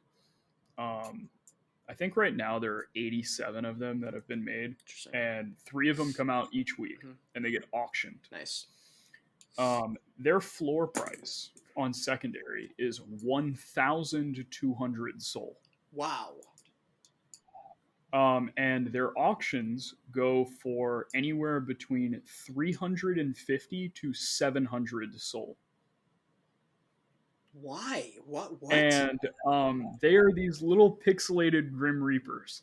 And I absolutely love them. They are some of the nicest people on the entire planet. I have been in their Discord for about a week now. They are amazing. The people in there are so nice, and they love supporting like one-of-one artists in the Soul community. Yeah. So they just funnel money into the art community. And they're just like, they are some of the most like, they'll buy like everything. Yeah. It's crazy. You'll see auctions go on like Holoplex, and they'll be like 10 minutes left in the auction, and a fucking Boogle will come in and just like drop like 20 Soul on an art piece that had like a price of, you know, maybe 10 before that. Right.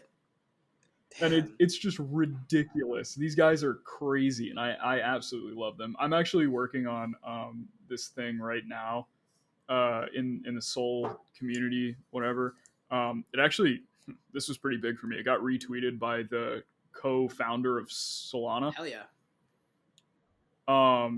And it's also been like retweeted by a couple other people that were like pretty big in the Soul like community. But I'm trying to put together a Soul fashion week where one-of-one artists come in and draw some of the most popular Soul projects as in like fashion related stuff, and I wanted to set up an auction and stuff and like donate some of it to like charity to like help, because it's like winter, you know, people need warm clothes. You donate some of the proceeds from like auctions and stuff. I mean, you got to pay the artists and stuff like that, but you know, great idea, dude. Donate some of the money to like small, you know, charities, local charities that help people get like winter clothes.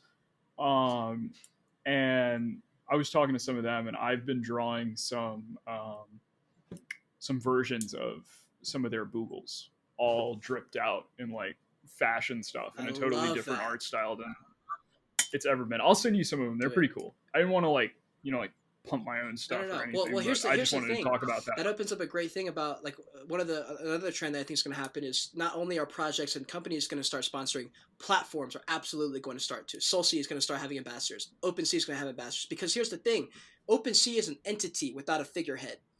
Solana Yeah. needs a person to be like, this is Solana. Like, this artist is Solana. This is who we are. Here's some other artists that we really believe in. This is who we are representing and stuff like that. So for you, do it as an artist or any artist listening to make art for fun, just for a project that you like, an artist that you like, a company like SoulSea or OpenSea, just throwing that out there and tagging them, you have no idea what can happen. SoulSea's CEO could see that and go, hire that motherfucker right now. You know, that's the kind of thing that can happen. I made a YouTube video that got 75 views and I got a full-time job off of it. 75 views, guys. Like, anything can happen in this world. And so, hell yeah, I love that you're doing that. That's crazy. Yeah, man. Yeah, I really wanted to I just felt like it was a way to sort of involve two things that I really like, which is art and fashion. Hell yeah. And I don't know, I just felt like it could have like a pretty good effect, because if enough people buy into it, or enough people bid on stuff, that can also help local charities. It can help artists, because I'm encouraging other artists to do the same thing. Yeah. Like I tagged a bunch of artists that I really like from the Soul community on the tweet, and I was like, yo guys, like, read this, set up an auction and release like some artwork this week that revolves around like fashion mixed with like the communities of Soul that exist, to help people find like these one-of-one artists, to help people find like artists that are new, to help and just sort of lift the whole community as a whole. That's beautiful, dude. And that's a huge reason why I've become so excited about NFT artists, and why I've started to tap into my creative side even more. I started with like reviews, interviewing CEOs, doing this and that, and I'm like, you know what? There's another sector that I think is going to be massive, and it's artists, because you can talk to these people. They're real humans. They're fucking beautiful souls a lot of the time, and I love it. And I just want to end this interview with a couple like speed round questions, if you're down, just like random shit. All right, let's go. All right, for gamers. All right, this is gonna be for the gamers. Give me a top 3 game. Okay. Give me your top 3 games and why. Castlevania Symphony of the Night. Probably Metal Slug for the PSP. And I'm trying to think what's like a game that I have like the most out. Well, the game that I would say is my number 3, I don't play anymore, but I'll change it to Dragon Ball FighterZ. Okay. Right on. Interesting. There's no World of Warcraft. I feel like most people jump to World of Warcraft. No, I used to play it. I don't play it anymore. Interesting. Okay, fine. Are there any of those mobile, by the way, or are those all computer and like other stuff? They're all Metal Slug for the PSP is a pixel game for PSP. Cool. It used to be like an arcade game that you could like go and like play it in arcade. I think it was on like a couple consoles, but I had it on PSP. It was one of my favorites to play. Hell yeah. Then the others are like just computer or console, whatever. You can play them on both. All right, cool. Okay, and then second question. There's 3. I think there's 3. Second question is, do you have any like actual advice that you think might genuinely help an artist who's just getting started and doesn't really know where to start? Is there a place that they can, you know what I mean? Is there any advice that you have that you think might be not actually talked about as much? Go on Twitter. Twitter is one of those places that I hate Twitter. Well, I did hate Twitter. Same. I don't hate Twitter as much as I used to. But I used to, like, up until I got into NFTs, I despised Twitter. I never went on it. I had a Twitter account that I never used. It was literally, I think I had like 1 follower, and I followed like 10 people or something like that, and they were just people I knew in real life. I never used Twitter like ever. And then I got into it, and I was like, wait, all the NFT stuff happens on Twitter. I was like, Instagram is so dead for NFT stuff, because I tried following some like NFT pages on my Instagram, and I was like, this shit sucks. Like, they don't post anything. It does suck. And moved over to Twitter, and I was like, oh my god, there's so many people. Twitter is the marketplace for NFTs. If you're an artist and you want to start out, go follow other artists that either have the same sort of style or the same like ideas or similar ideas. Even they could just be totally different. Find those artists that you like and that you want to like know, sort of. And 99% of the time, if you're bold, you can just DM them. Yeah. Just shoot them a DM. The worst thing they'll do is ignore it. Yeah. But if you really like something, just DM them. Just hit them up. Be like, yo, I really like your art. Do you have like a Discord or something I can join in? Biggest thing ever you can do is join communities. Yeah. Like, you want to join Twitter. You want to talk on Twitter. You want to be active. You want to join spaces. You want to go to people's Discords. You want to leave comments. You want to do all that kind of stuff. That is so important for building like a brand and so important for building a community behind your art. Like 100%. that is the best advice I could give somebody. It's like, even if you hate Twitter, make a Twitter. Yeah.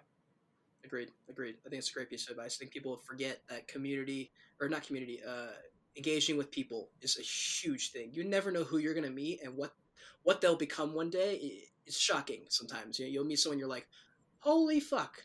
So that's great advice. Okay, so the next one is, how did it feel when you started selling NFTs? When NFTs were up and then you were just like, holy shit, one sold, another sold. Well, you were actually the first person to buy an NFT from me. That was the first? It was the let's yeah, fucking go. It was the first thing it was the first thing I'd ever uploaded on So... any NFT or anything. Like I had done like artwork that I had sold artwork before online. Like I had done commission work for people. Cool. Like I used to make YouTube thumbnails. Oh hell yeah! And I'd get like $5. I'd make a YouTube thumbnail. They'd pay me like $5-10, and cool. Then nothing else would ever. Maybe I'd make a couple more thumbnails for them, or they'd like tell another YouTuber like, "Yo, hit this guy up. He makes like decent thumbnails." That was the extent of what I was doing for art previous to NFTs. And then I was just like, you know what? Screw it. I'm going to try this. So I started listing some stuff. You were the first person to buy one. And then after that, I had, I don't know if they want me to like say their name on camera. Okay, I won't even say their names, but there were two other people that you also know that also bought some of my NFTs immediately. And then I was like, holy shit, these things are actually selling. And then people were like, some random people started buying a few of them that I released. And I was just like, whoa, I'm just seeing these new wallet addresses like pop up in the your sold things. And I was just like, I know that one is Cade. I know that one is this other guy. And I know that one's this guy. And I was like, but this is a different one. And I was like, I wonder who that is, And some people came like DM'd me on Twitter or something like that, and they'd be like, yo, I bought one of your NFTs, and I'd post about it or something like that. And other times it would just be totally silent. Like I have no idea who owns some of them. Same, dude. They've never reached out. They've never, said anything. If you buy something from me, reach out if you want to. Like just say, yo, I bought this from you, and I'll be like, yo, what's good? I'm a real person. I can't lie. I like the compliment. You know what I mean? Like everybody does. I love that. But yeah, I mean, it was kind of crazy the first time I sold one. I was like, holy shit, you can actually like make money making art. Like it's not just because my whole life people are like, oh yeah, you're a good artist. Like keep doing art, whatever. I'm like, there's no money in art. Like, I mean, shit. You think about like I have a friend, like a really good friend of mine who goes to art school. And some of the people that he goes to school with are like incredible artists, but they spend all their time trying to sell their art, and it almost never sells because it's all like physical art. Like they'll go to like shows and they'll go to like auctions and stuff and try and sell their art. And yeah, they might make enough money to get by, but they won't make enough money to like actually turn it into a real job. While with NFTs, if you really grind and you really like build a community, you can make it. Like you can make enough money to like live. Absolutely. I mean, the small amount that I've made off of NFTs, I've just put back into either buying NFTs, or I use some of it to like pay for classes, pay for books. That's amazing. That's amazing. Stuff like that. And it's not like I've made a ton. I mean, I probably only made like a couple $100 or something like that. Well, and but it's still like, it's more than, nothing. You know what I mean? What? Yeah. No. Just like a few more minutes. Why? Just a few more minutes. Why? Are you good? Okay. My mom like walked in and was like, are you interviewing all day? Okay. Well, that's actually a great point to what you said, because this is very important. I talked about this in like all my art videos, but people are selling the wrong way. They don't know how to sell. The problem with artists, most artists, is they don't know what it means to sell, and they're selling the wrong way. There's a great story that I read in a book once of there's two authors. One was a marketing guy who wrote a 100-page book, very simple, nothing impressive, and another author who was a beautiful soul, had the most incredible book ever, and they were doing a book signing at a bookstore, and they're both had their booths right next to each other. The marketer had a line out the fucking door, even though the book sucked and it wasn't very good, and the artist had 7 people in line. And at the end, the artist goes, "What the fuck?" And he goes, "I know how to sell. I know how to sell." And in NFT land, selling is not the same though. You can sell by sharing your story. I made a YouTube video where I just talked about my NFTs. I sold out the collection. Now the floor is 7 ETH. You know, like that's how you can do it. And it doesn't have to be this scummy selling, like buy this because this reason. It's just like, dude, here's me. If you like me, here's my art, you know? Yeah. So I love that. Okay, here's my final question. What keeps you coming back to the Joyage Kingdom? What does Joyage mean to you? Because for me, it's about getting people to chase their dreams, face themselves, and change their fucking life. That's what it means to me. What does the Joyage Kingdom mean for you, if anything? I don't know. I feel like it's a comfortable space. You know what I mean? It's somewhere where you can share ideas with people and talk about things, and they're not going to be, you know, you're not trying to shill to them or anything. You're not trying to like say like, oh, buy this from me. Like, you know, they're just people that you can go up to and kind of talk to. You know what I mean? They're in the space for NFTs. I feel like so many people are more focused on trying to make a sale or trying to earn something, trying to, you know, pay for something or trying to flip something or whatever. And I feel like it loses a lot of that like human interaction portion of it when all you're focused on is profits and making money. I feel like the community that you've put together, at least I'm not crazy active on Discord, I know, but like whenever I do hop in there, I always have discussions with people. It's not always about like NFTs or anything. Sometimes it can just be like, yo, how was your weekend? Yeah.